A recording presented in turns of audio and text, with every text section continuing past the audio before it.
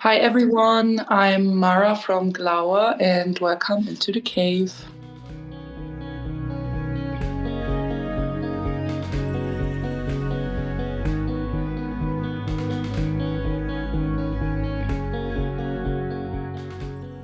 Today, I am not alone. You have for sure seen her work, since she is the one who designed all of the graphics of this podcast, like the logo or the post you can see on Instagram. But her talent doesn't stop there, since she is also the vocalist of Hamburg's hardcore band Glauer.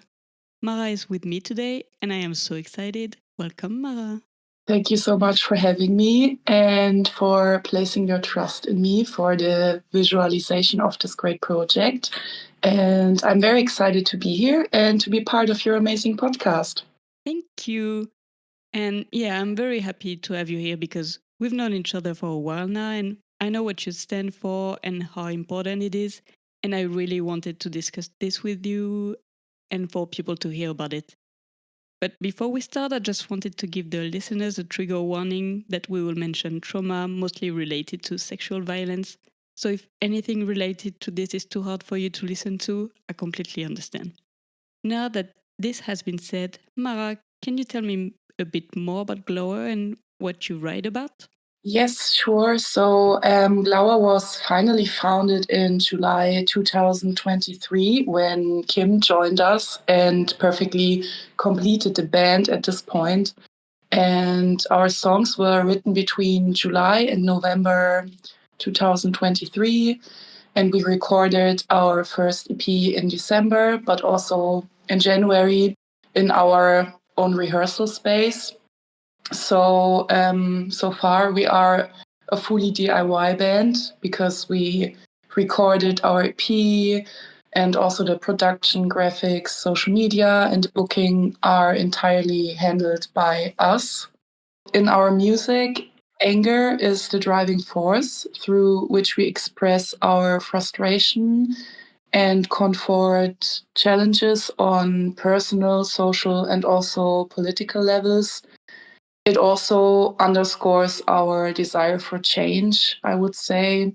We address topics such as everyday sexism, both in its subtle and structural forms, but also capitalist pressures on both individual and societal levels, and the sense of powerlessness that arises from these and many other issues.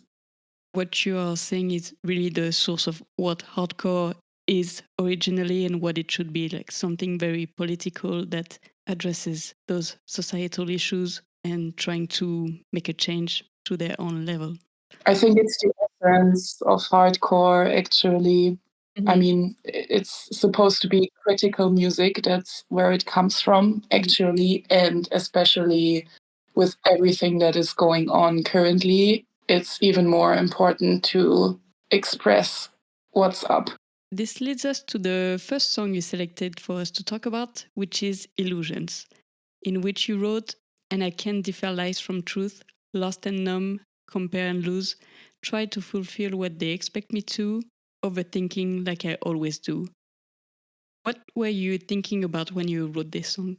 So for me, the song is about the insecurities I've developed due to societal standards, particularly beauty ideals and lifestyle expectations. And this is actually fueled by things like Instagram or advertising.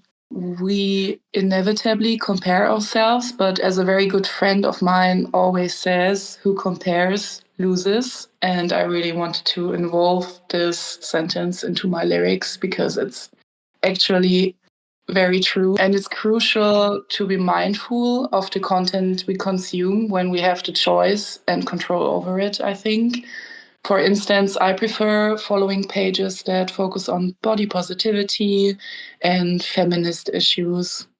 I've seen also like comparison is the thief of joy.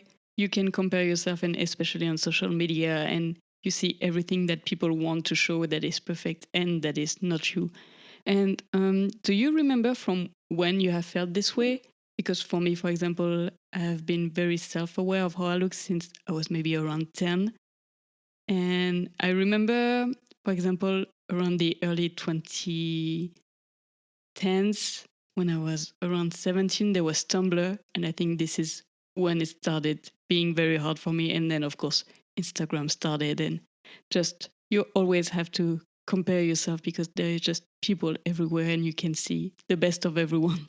For me, it was pretty much exactly the same. I think I was 10 or 11 years old when, for the first time, due to comments, actually from male adults, I started thinking about my appearance, and it was in a very negative way. And I began to wonder if I was beautiful as I am. And through the internet and platforms like lookbook.nu, maybe you remember this platform. I'm very curious. I've never heard of You never heard of it, or No, maybe it was in really? Germany. I don't know.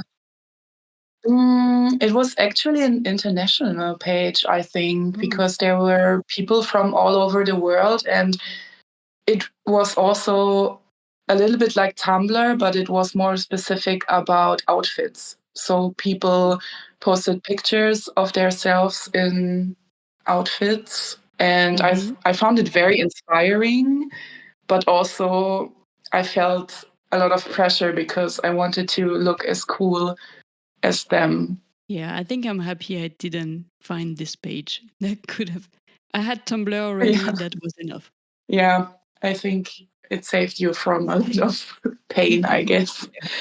And yeah, I mean, exactly, that was very intensified during my teenage years. And also because of platforms like this, I automatically started to compare myself to others. As I said, on one hand side, it's inspiring, but on the other hand side, you ask yourself, do I dress well enough? Am I cool enough? What so on? And yeah, I think we went through pretty much the same thing at the same time, speaking Yeah. about our age. Yeah, I think it was a universal experience at that time that a lot of people have been through. Yeah, for sure. So the song, or yeah, the lyrics explore the inner struggle of resisting conformity and embracing who I truly want to be, while simultaneously being heavy influenced by external pressures. And as we already figured out, that beauty standards or curated images of a so-called perfect life had a big impact on me. I think the problem is that we are constantly being told how we should be, according to characteristics, especially as a woman or a FLINTA person.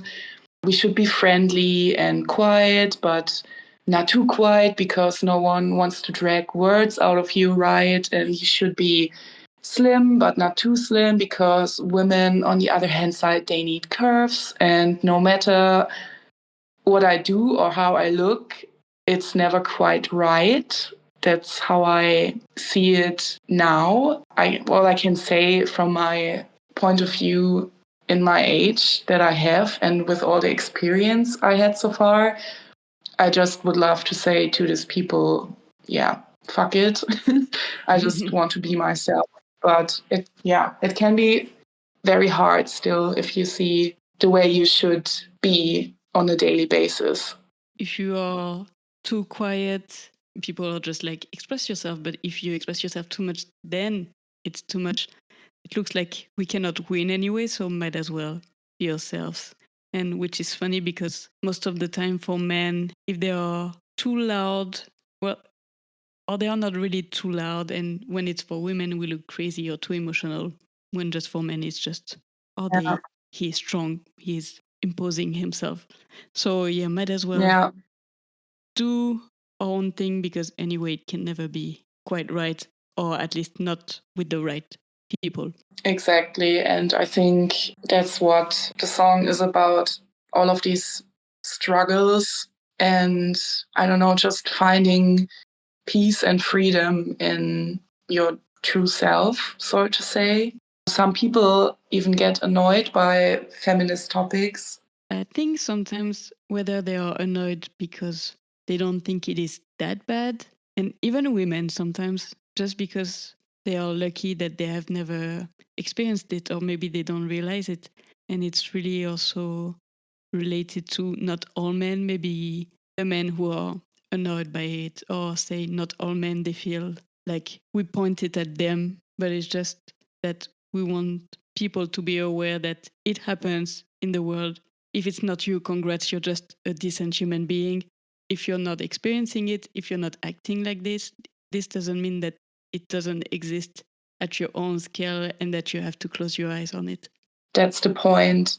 Just because the person that is annoyed doesn't act like this doesn't mean that there aren't other men acting like this, and no one should ever close their eyes on topics like this, because we need allies in this case, I think, because most of the time women fight for each other and stick together, but so I miss men in this so often, because it would be so important for them to also help us out and, to not stick with their bros and shut their mouth and cover them. We need them to support us so that things can get better and change for the better. As I said, we need allies, and not only females, but also male persons. Yeah, definitely. And unfortunately, it's sometimes also because men listen to other men more than women. And there are definitely allies. But anyway, there are people, the men who will be triggered by that are not the allies. That's actually just what we need. And for people to be decent human being, sometimes it looks like it's a bit too hard for some people to understand. Exactly. I think so too. And I mean, coming back to sentences like, yeah, we get it. We hear this topic so often and it's so annoying.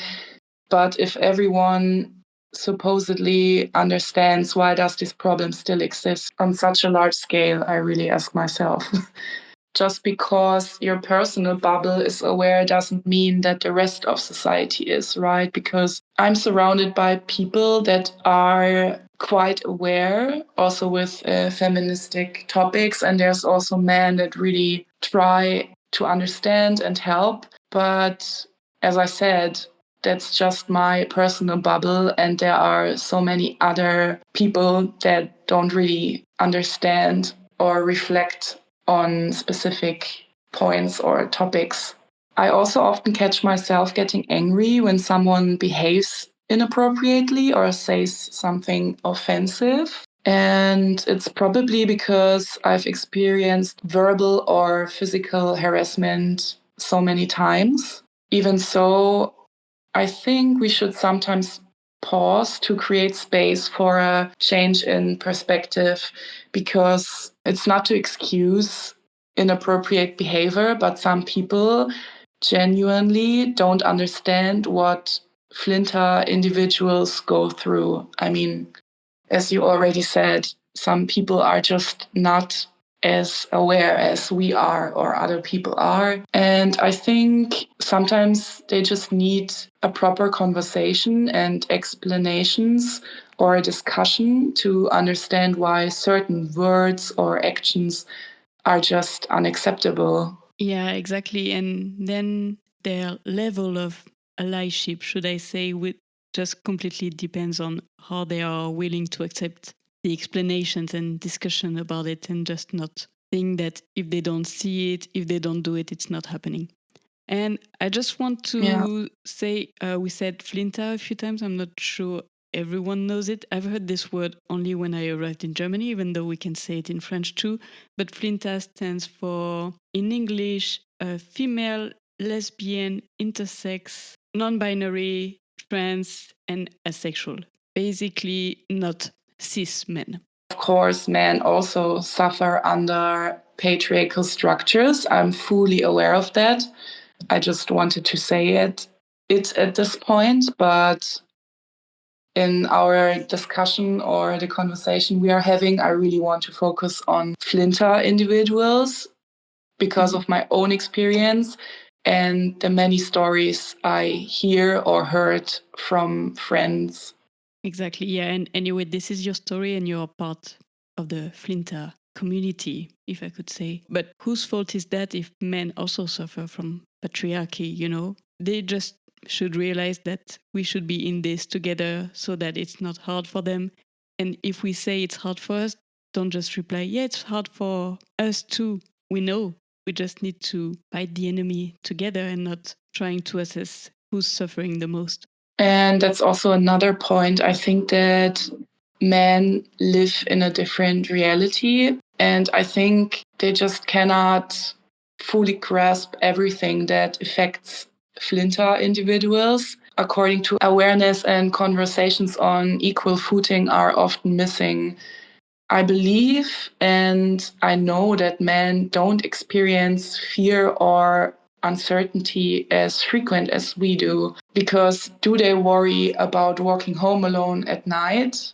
Do they debate rather to listen to music or stay alert to their surroundings? Do they nervously turn around when they notice that someone is walking behind them? Or do they take longer routes to avoid dark parks, sticking to well lit, busier streets instead? Also, if they are, I'm pretty sure there are men who are afraid of that. But if they are, who are they afraid of? I'm pretty sure it's not FLINTA individuals they are afraid of. Yeah, true. So, as you said, it's the same enemy, so to say. As a side note, personally, it also drives me crazy when someone stands too close behind me, just in general, while shopping or by taking the subway or climbing stairs. I really can't stand it if I have someone breathing down my neck. It makes me so uneasy. Yeah, and I think especially since COVID, you would have thought that people would have learned about distances between each other, but some people just Yeah. have forgotten all about it. Yeah, exactly. I just really don't understand why people are so unaware of this because I mean everyone's safe space is a bit different. So for some people it's okay if someone comes quite close to you and other people really need, I don't know, a lot of space. But still, I really would love to have more awareness on this topic too, to just not think about yourself, but also think about others and how they might feel in every way, not only according to keeping distance, you know? Yeah, and just brings us back to the awareness of their surroundings. If you are comfortable breathing into someone's neck, you're an adult. You know that some people don't like this. And so it's the same for when we tell that men suffer from a lot of things because of the patriarchy. It's not because it's not happening to you or not affecting you that it doesn't affect other people. So just have some awareness of your surroundings. That's just all we ask. Yes, exactly. And I think another point that plays a major role, according to my, let's say, anxiety, my physical disadvantage. So the topic of a female body versus a male body. And I actually also have a side note here because I looked it up.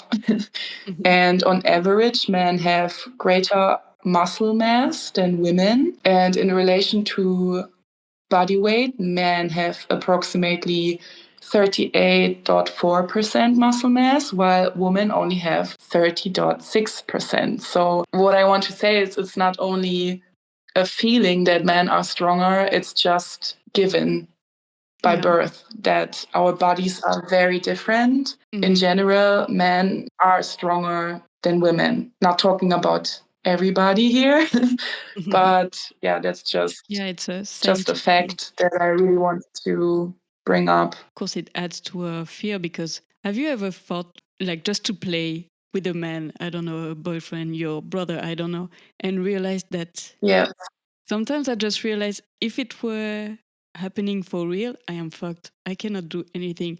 I think my boyfriend can grab both of my wrists with one hand, and then what? What do I do? So, and he was being gentle, and still I cannot do anything. So I cannot even imagine because I'm lucky I've never had any assault or anything, but I cannot even imagine for me what would happen if that was the case. exactly. And as I said, it's just something I'm really afraid of and aware of. Yeah, it can be very unsettling. Yeah.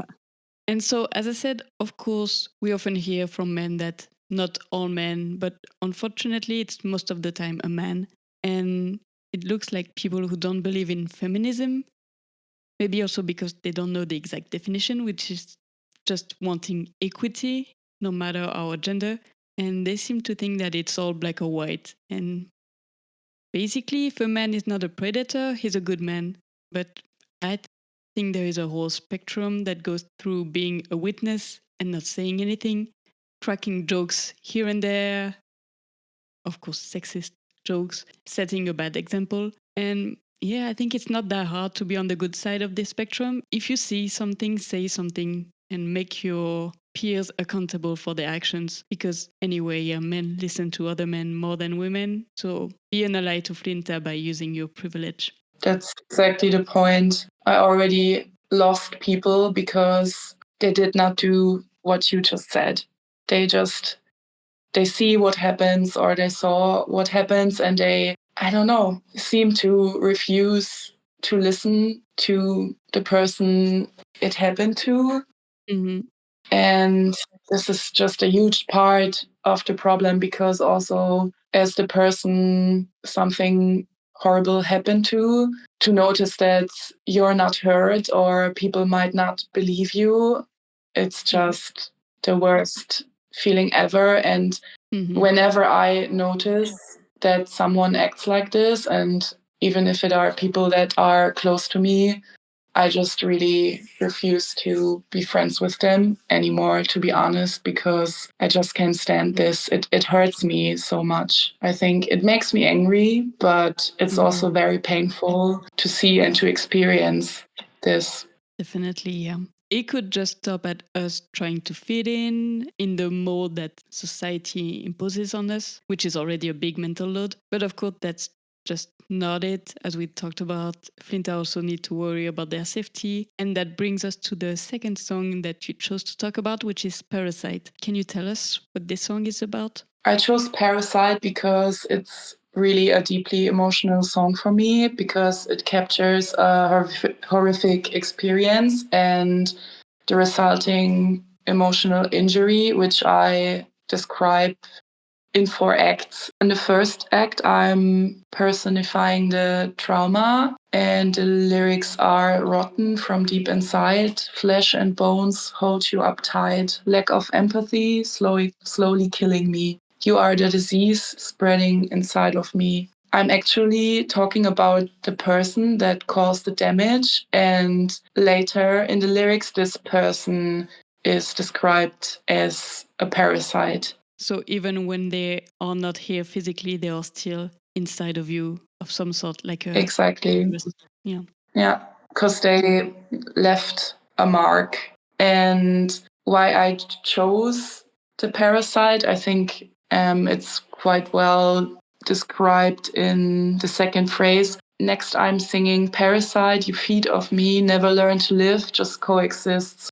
So here I'm describing what the trauma or the parasite, the person did to me, and that the experience I had became a trauma because something unwillingly integrates itself into my being. So you could say I'm the host of the parasite, and my health and my well-being suffer because of the parasite. And the phrase also expresses how the trauma becomes a part of me. There's a lack of control over what happens to me, and it's deeply distressing and hard to endure. So first, the experience was horrific, horrible, but then there is the whole after that comes. That is maybe for the person, they just have forgotten about it or anything, and for you, it's still there. Like they implanted this parasite and this trauma. Can you just talk a bit more about this after? How was it taken? Have you talked to people about it? And how did people in society, so other people you don't know, I don't know if the police was involved, did they believe and supported you? What happened after? Actually, at first, to be honest, for a long time, I didn't really realize that something bad happened to me, which is so strange now that I, reflect on it. But I think that's the tricky part here, because you sometimes maybe you refuse to see or to feel that something very bad happened to you, and you just try to push it away, or you even try to tell yourself, oh, it wasn't that bad, or even it was my own fault. But as soon as I understood what happened to me years later, I told a few friends about it. Even later on, I also told my mother, and talking to my mother about this was truly the worst moment for me, because it was just very emotional. And I openly admit that I also felt, and fortunately not anymore, but I felt ashamed of it, even though I should not have to. You should never feel ashamed about something bad that happened to you, right? But still, there's a part of me that felt ashamed. And I also sort of told myself that I don't want to make drama out of it, which is also so bad to tell yourself. It's also a bit like we said before. So you kind of thought that it's not that bad because I guess you compared to what happened to other people who had, I don't want to say worse, but for lack of better words, for who it was worse. And you just think, for me, it's fine. And you don't want to make a drama out of it because, as we said, also women shouldn't be too loud and you don't want to disturb the peace of other people in your story. And yeah, maybe there is also just the brain trying to comfort you and telling you, no, it's okay. You're still alive, to make you forget a little bit. Maybe it's also the shame you feel, even though it wasn't my fault, not at all. But yeah, also, as you said, you cannot compare what's worse, because things happen to people and they are really bad. And even if other people experience even worse situations, doesn't make your own situation less bad. I think it's very important, and it's also why I really wanted to talk about this topic, because I think it's really important to hear this from other people, so that FLINTA persons understand that there are so many faces of violence. Yeah, as I just said, just because there are worse things happen doesn't mean that your story is not bad. Exactly. And I'm thinking maybe, first of all, if you have doubts about it, maybe there is no doubt to have about how bad it is, because if it were just okay, you wouldn't even ask yourself. And I don't know if that would have helped, but for example, asking yourself, if a friend of mine tells me what happened to her and it was this situation, how would I feel? Would I feel like she would have been just okay? Or maybe it helps to see it from another angle and to realize it and try to not minimize. Exactly.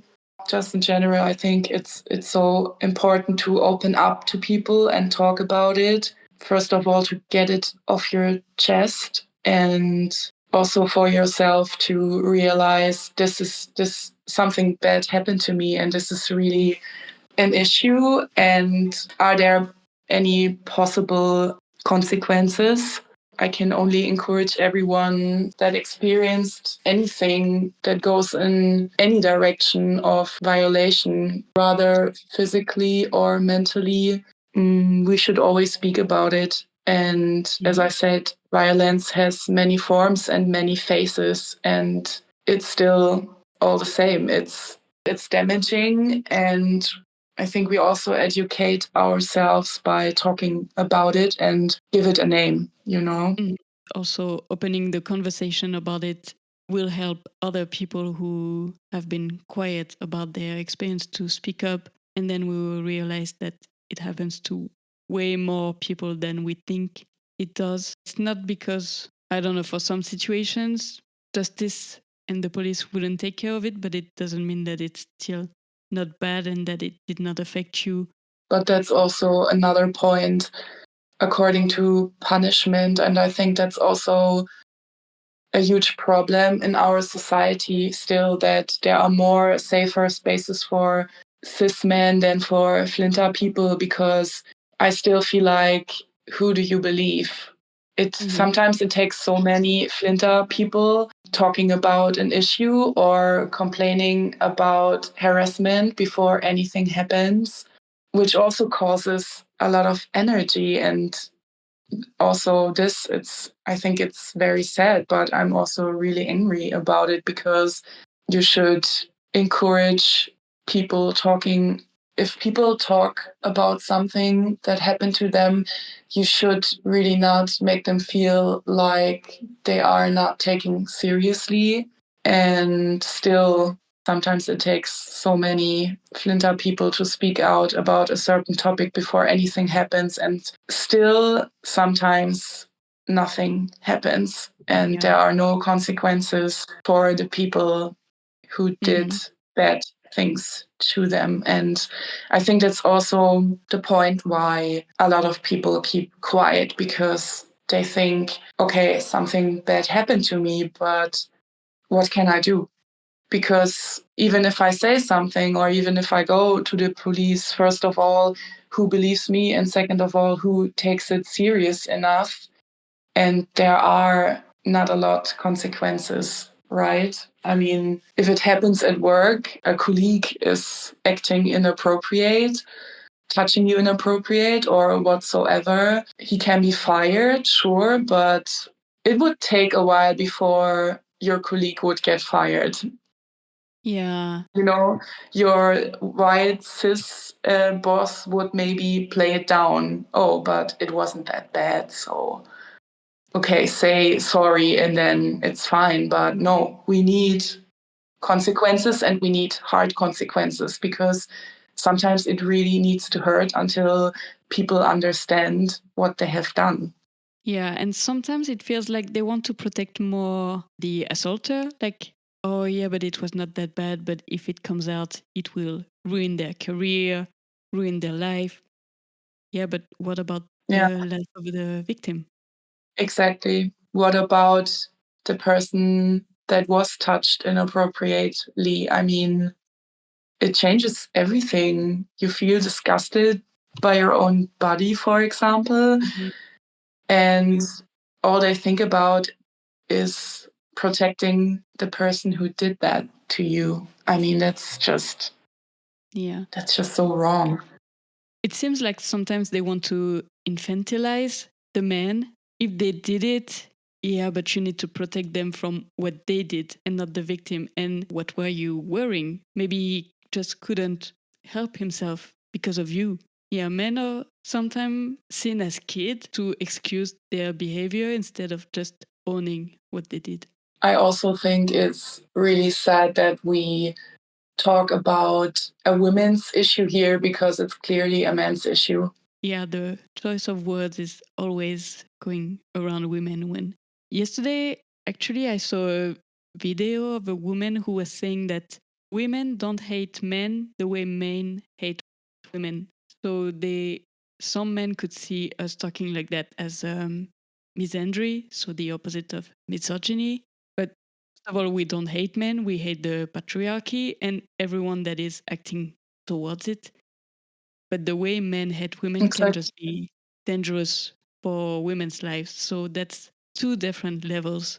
Talking about this, I think it's the best point to come back to the Parasite lyrics, because in the third part, or the third act, it is about recognizing the situation and fighting back against the parasite. Because in the lyrics I wrote, all that I aim for is to stay sane, retrace old patterns, and reset my brain. How did you fight back?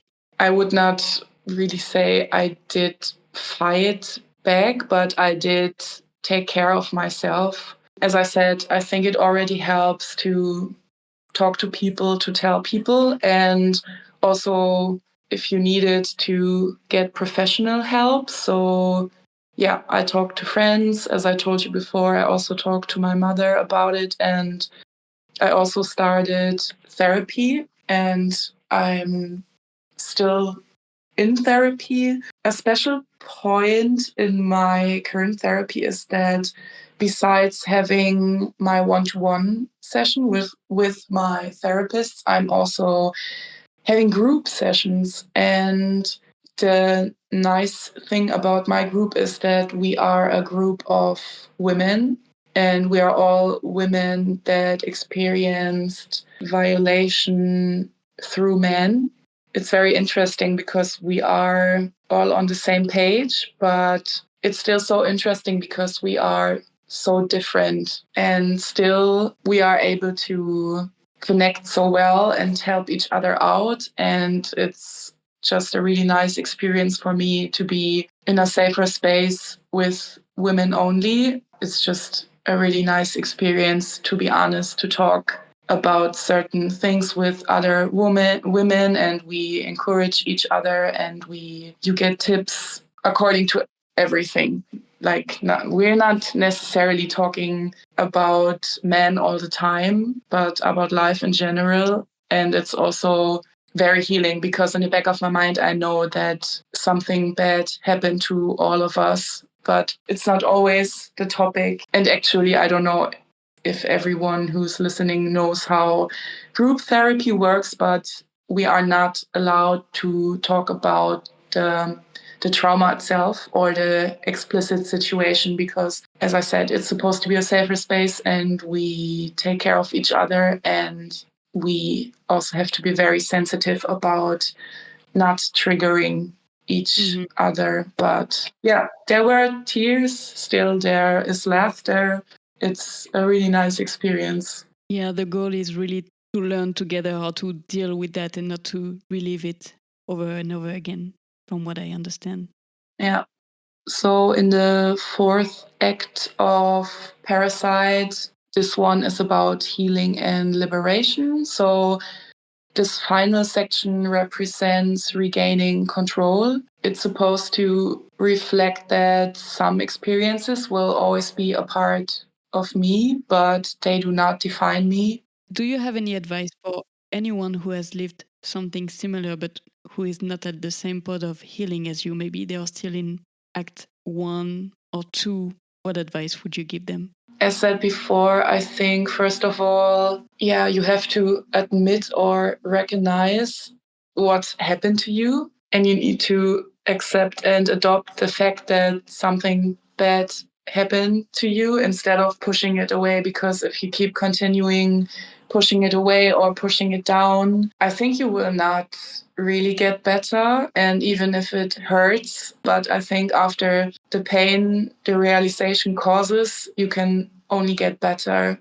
If you have the support and the strength, I think perpetrators should definitely face consequences. But this can also happen through whatever you feel like is the right thing for you. But I don't know, I think it's always on the person decide what they want to do or what they don't want to do, because it's a very sensitive topic and I really don't want to tell anyone what they should do, but maybe what they could do or what I wish they would do. If you have the strength and if you have the support from friends, family, whatsoever, try to at least speak out and make them visible. Try to make them face consequences so that they hopefully learn from the shit that they are doing so that they don't hurt more people. Exactly, yeah. They need to learn that every action has consequences and that they need to own it and that it's not your fault, it's theirs, and it shouldn't be your burden to carry. As you were saying, also the fact about accepting what happened to you, or at least admitting, which is like putting dust under a rug.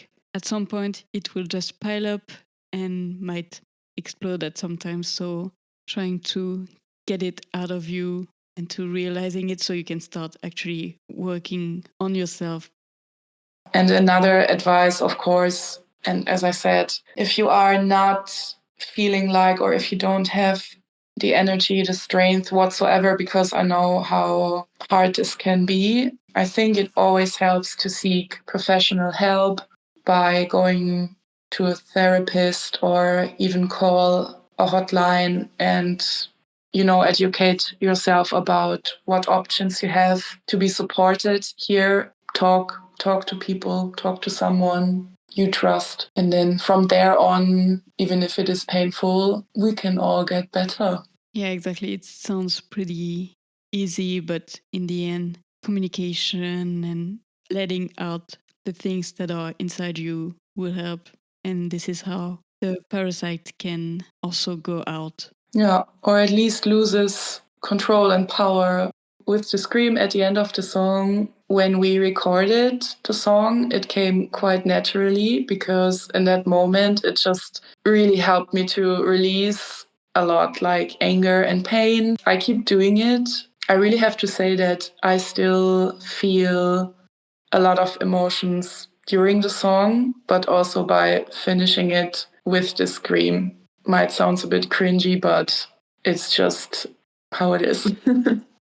No, it's just your body physically reacting to all those emotions, and there is just too many inside, and it's your body's way of releasing them. And I think that's a good thing because no one should internalize all of their emotions. Emotions are not meant to stay within the body.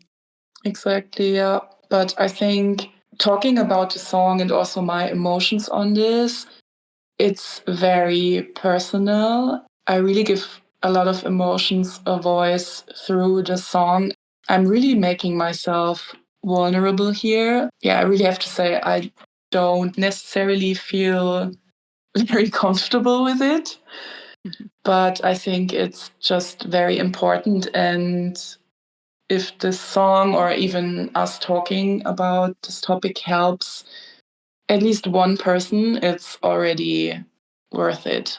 Yes, exactly. And you were talking about vulnerability, but I think this is how you open up to other people through vulnerability. And in the end, it's music, and music is all about emotions. I think we connect with the bands we love because we feel the same emotions that they have in their songs. And also, maybe you showing this vulnerability is you owning this, and so people cannot make it their own. It's just your story, your body, and you have it for yourself by being vulnerable. Yeah, in general, we should all do whatever we feel like is the right thing for us to do. And even if people disagree or are not on the same side, of course it's hard, but in the end, it's more important to stick to yourself. And I think still there's also always people who support you or feel the same. If it helps at least one person to listen to our talk or to listen to Parasite, then yeah, it would just make me really happy, to be honest. And talking about this, I've never heard any feedback about any of our songs so far.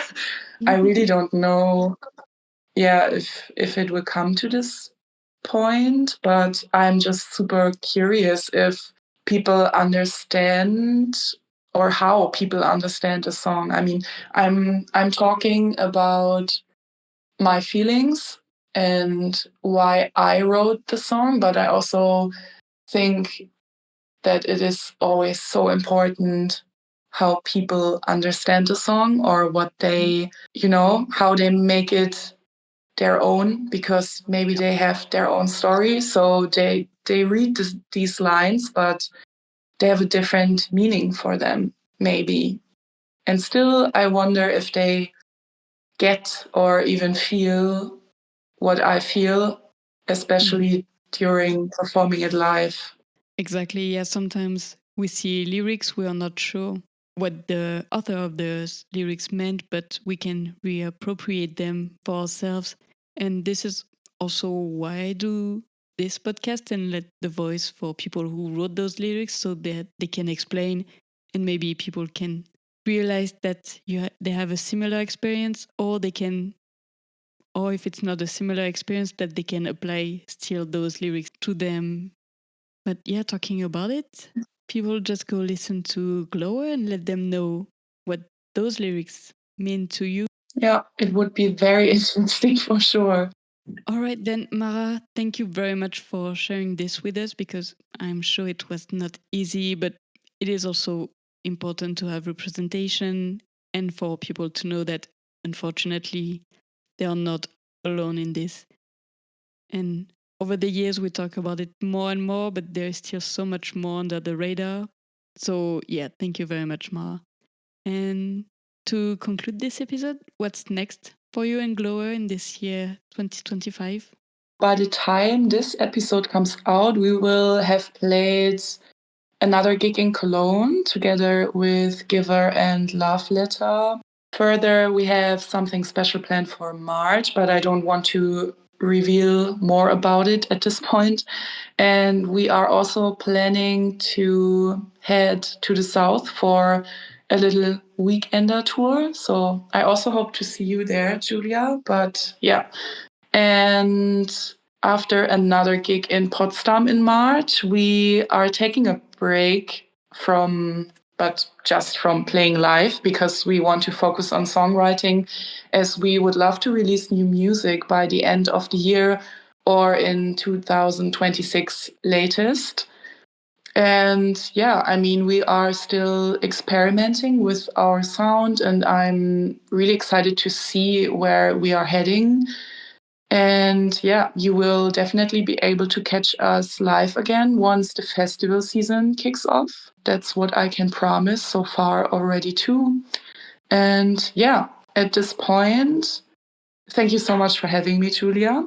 And also a huge thank you to everyone who makes all of this possible for us, because I never thought that, we are going to play live so often and see so much of Germany by touring, not only in our region, but we are already able to play gigs further away from home. And I really appreciate it. And I really appreciate all the support. And yeah, that's it from my side. Thank you, Mara. So, yeah, if you want to catch Glower live, just go on their Instagram, which I will put in the description of this episode, before they go on their break for songwriting. But this looks like a very exciting year for Glower in 2025. Thank you very much, Mara, for this episode. It was really nice talking with you. And remember, we were talking a lot about hating the patriarchy and fighting against it, because in the end, we believe that the answer is just love and self-love and loving each other, and at least being decent human beings. So this is what is really important for us. And also, we talked about it briefly, but I will leave in the description of the video all the resources that you can find if you need hotlines, if you need websites. And meanwhile, please go check Glowers on Instagram, or you can also check their EP Matters that is already out. And luckily, maybe you can even catch them on one of their shows. And meanwhile, I will talk to you again next week. And as always, be kind to yourself. Bye. Love is the thing. Bye.